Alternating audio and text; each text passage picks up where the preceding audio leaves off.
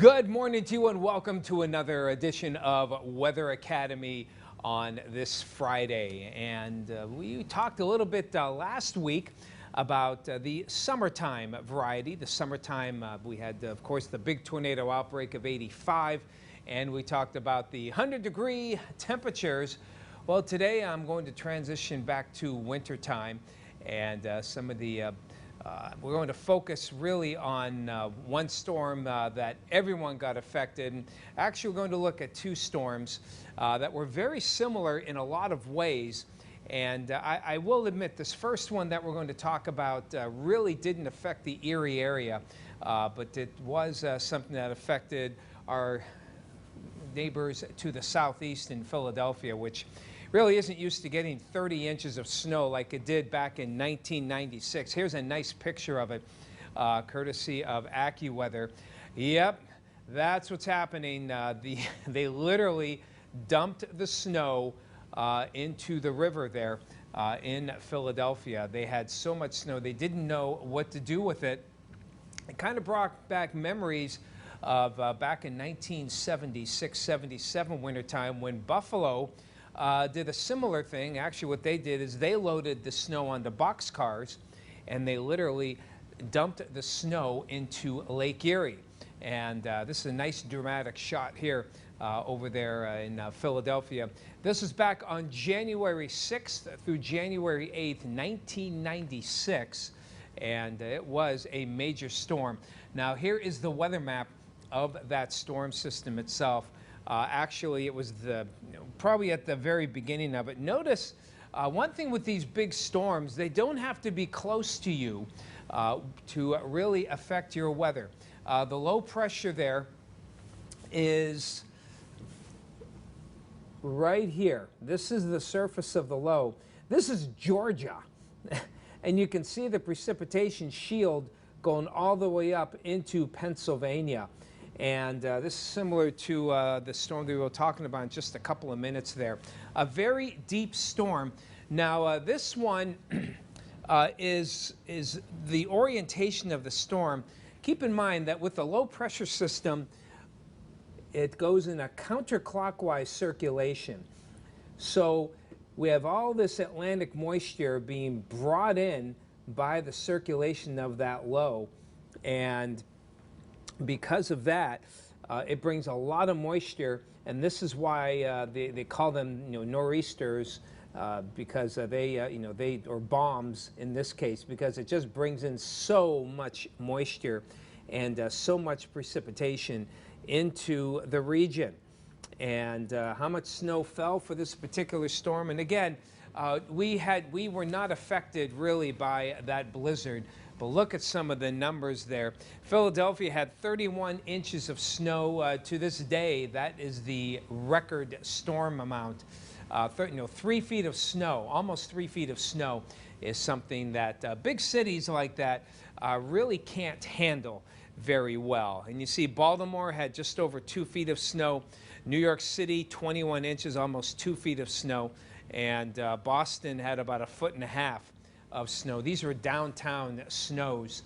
A lot of times these these coastal storms, typically they hit the areas just to the west or north of these bigger cities. And the bigger cities may get maybe 6 to 12, and the higher amounts go a little bit farther inland. But in this case, the low was far enough offshore where it actually allowed some of the big cities to get hammered in and of itself. That's what makes this storm system fairly unique.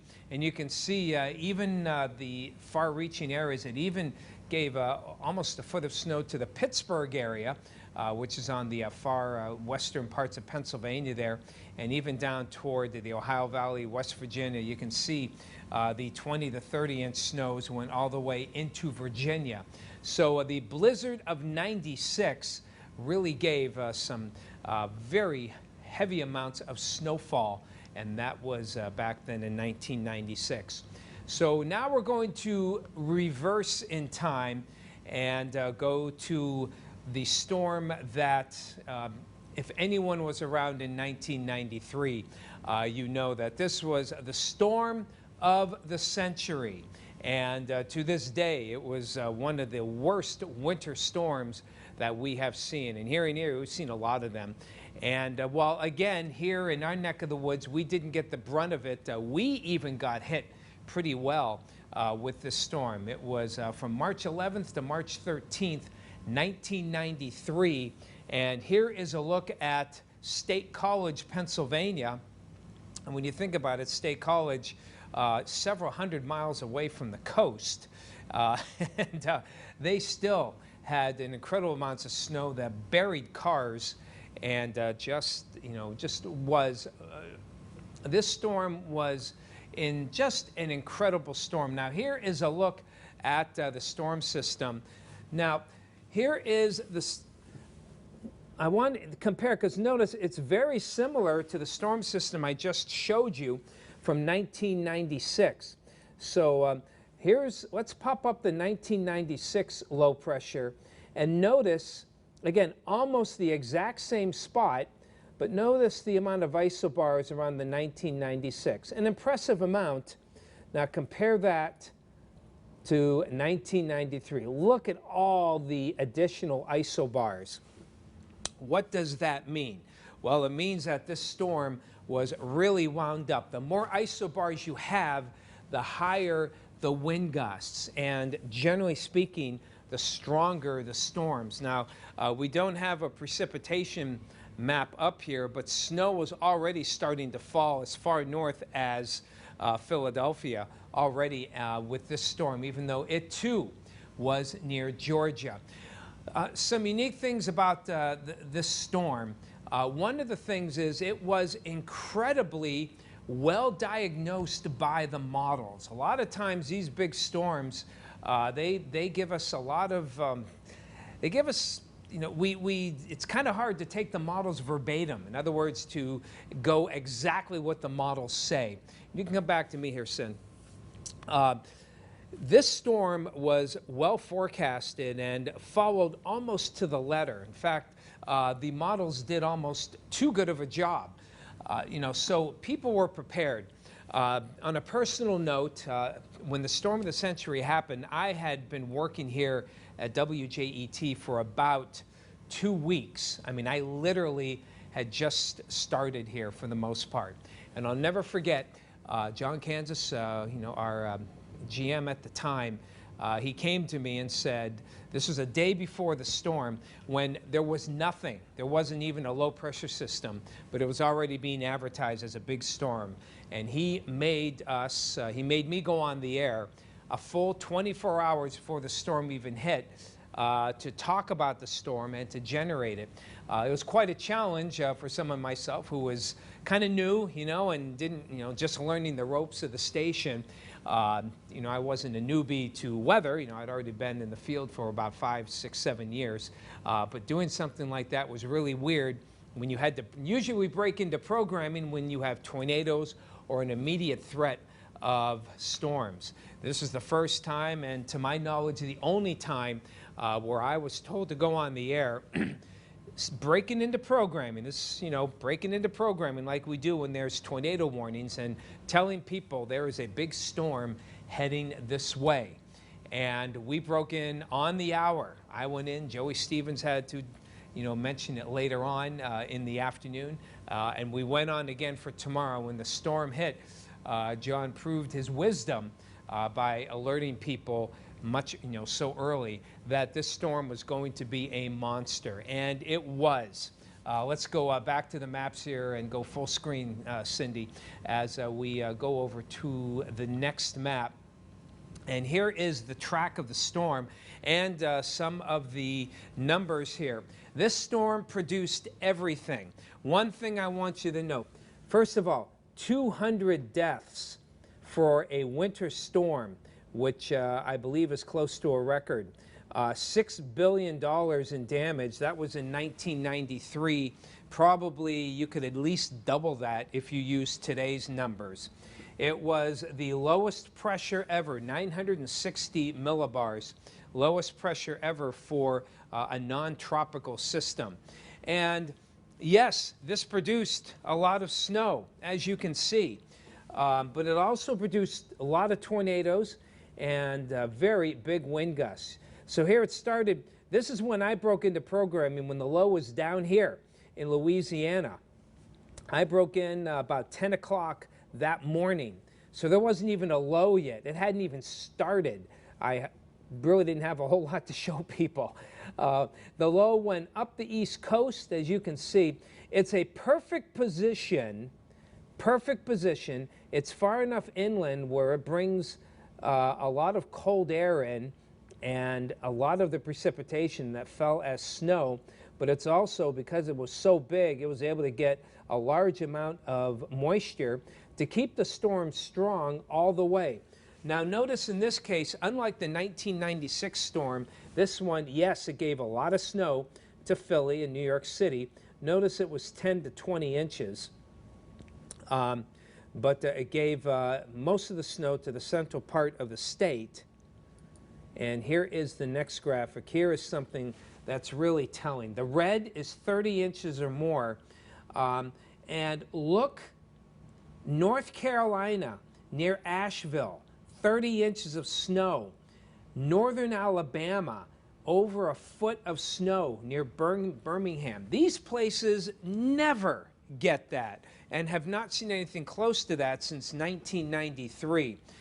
You really can get a good appreciation of just how much snow fell here. If you want to come back, Sin, this is really, I mean, this is unprecedented, absolutely unprecedented.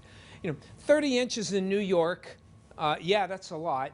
Some places got even more. And through Pennsylvania, even West Virginia. But when you get 20, 30 inches in the mountains of Carolina, well over a foot in Tennessee, into Georgia and Alabama, getting well over a foot of snow was unprecedented, and we haven't seen anything like it. The other thing, too, most coastal storms rarely give us here in Erie a lot of snow. Up until that time, I think the most snow we ever had from a coastal storm might have been 5 or 6 inches.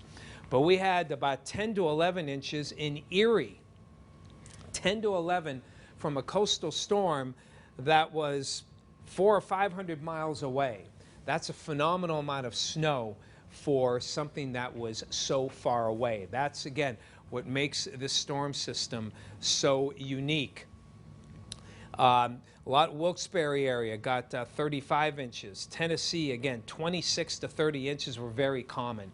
So the storm of the century, well named. It had the lowest pressure, the highest wind gusts.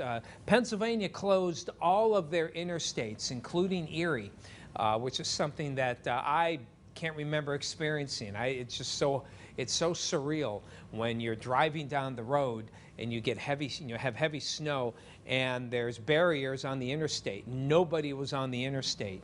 Of course, we had to stay here at the station for a while. I stayed and did some live coverage through the evening shows that day, and afterwards I was able to go home. And they gave me, because at the time I just had a little Civic, and they gave me one of the news vehicles, the four-wheel drives, and I mean, there was nobody on the roads, even going down Upper Peach Street, which on a weekend is typically, always busy. It was desolate all the way until I got home. So the storm of the century was well named. No other storm has ever been like it, and it may be a long time, perhaps beyond our lifetimes, before we see any kind of storms like that again. So there you have it, 2 big wintertime storms, all within 3 years of each other. And these coastal storms can do a lot of damage and a lot of hurt. This one was the primo, and it's definitely the standard, at least from winter storms, that we as meteorologists to this day continue to look at more than 25 years after the storm of the century even hit. And it's almost like the Katrina of, wintertime version of Katrina. Katrina is the hurricane, we've had stronger ones since, but that's the hurricane that set the standard for hurricane coverage. The storm of the century set the standard for wintertime coverage, just like the winter of 76 and 77 started to set the standard, where people started to know just how interesting, how much snow you could get from a lake effect when it started to hit. the big cities. So there you go, 2 big storms there. Just a note, just like you would normally not have school on Memorial Day, we're not going to have a Weather Academy. We're also going to take the day off next Monday. Now, we may consider doing a little bit of shifting here as far as, and I'm kind of going on a limb here because I got to talk to Craig on this, Craig and Tom, on what to do. But I'll be taking some Fridays off over the next couple of weeks. So we may move, if I could be so presumptuous, we may move the weather history to Wednesday, and then Craig would cover his on Friday, and probably do like a Monday, Friday coverage, and we'll switch to Wednesday. So we may pause. So it'll either be me or Craig on Wednesday. If it's me, we'll be talking more weather history. If it's Craig, he'll be talking about other types of weather as we continue our topics on the Weather Academy that will go on through the end of, not next week, but the following week into the first week of June. So there you have it. And as Craig always says, what inspires you? When you look at storms of the century like this, when you look at unusual events, a lot of times it's these big events that inspire many students like yourselves to actually go into the field. So if something like this inspires you, or if there's another big event in your life, perhaps even the whole pandemic, that might be something that would make you want to go into the health field or other types of field for helping others. A lot of times these big events are what allow some people to actually get into the field. And perhaps this is one for you. So don't be afraid to be inspired, and you're never too young to consider what you want to be when you grow up. Of course, as always, we welcome your questions and your comments. Send them to weather at what is it? WJETTV.com. Hey, it's Friday. Sometimes it happens. Thank you so much for joining me on this Weather Academy. Please stay safe this holiday weekend. Memorial Day weekend, the weather not looking too badly. May actually get to summer-like levels for Sunday and Monday. Can't rule out a few showers each day, but don't put off the outdoor plans. Go to yourerie.com. Check out our radar and check out our forecast for the latest updates if you have any outdoor plans from grilling or chilling. Take care. Have a great weekend. We'll see you next Wednesday.